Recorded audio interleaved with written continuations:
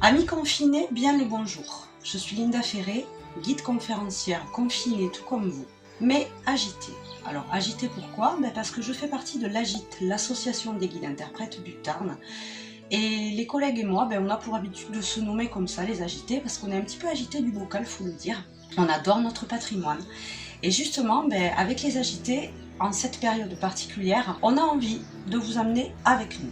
On a envie de vous inviter à nous suivre depuis chez vous pour un voyage immobile à travers les grands sites du Tarn. Moi, je vous amène à Cordes. Vous venez? Alors Cordes, je la vois tous les matins depuis ma fenêtre, confinée ou pas. J'habite au pied de la vieille cité, au village des Cabanes, et c'est un site que j'adore. Alors Cordes sur Ciel, elle a été fondée il y a presque 800 ans, en 1222, en plein contexte de la croisade contre les Albigeois. Vous savez, les Cathares, ceci est une autre histoire.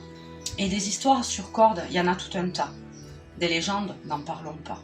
Je pense par exemple à la légende du dragon de Mordagne. Mordagne, c'est le nom du puech sur lequel Cordes a été fondée.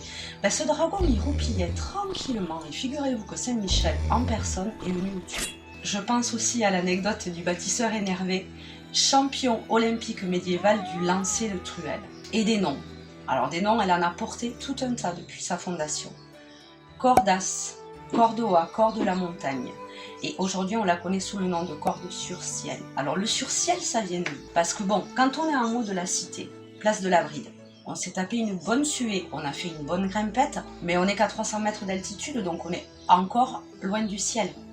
Ça nous vient d'un écrivain local, Jeanne Ramel-Cals. Alors Jeanne Ramel-Cals, elle est née à Albi. Elle est montée à Paris pour faire une carrière de journaliste et pendant la Seconde Guerre mondiale, elle a fui l'occupation comme beaucoup d'artistes et elle a entraîné dans son sillage d'ailleurs toute une tripatouillée d'artistes, notamment le peintre Yves Brailleur. Elle s'installe à Cordes et, inspirée par la vieille cité, elle écrira le légendaire de Cordes sur Ciel et le nom est resté. Alors le sur Ciel, ça évoque aussi le fait que quand on regarde sur internet, on tombe sur des photos où l'on voit Cordes entourée d'une mer de nuages.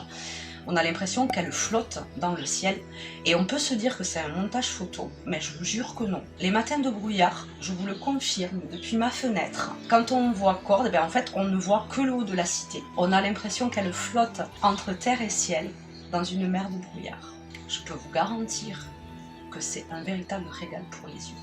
Alors si vous voulez en savoir plus sur Cordes, sur Albi ou sur d'autres sites du département ou de la région, suivez les agités sur les réseaux sociaux. On a plein de quiz, des vidéos et des surprises à vous proposer pendant cette période de confinement. Et en attendant de vous retrouver en vrai, sur site, restez chez vous, confinés, mais agités.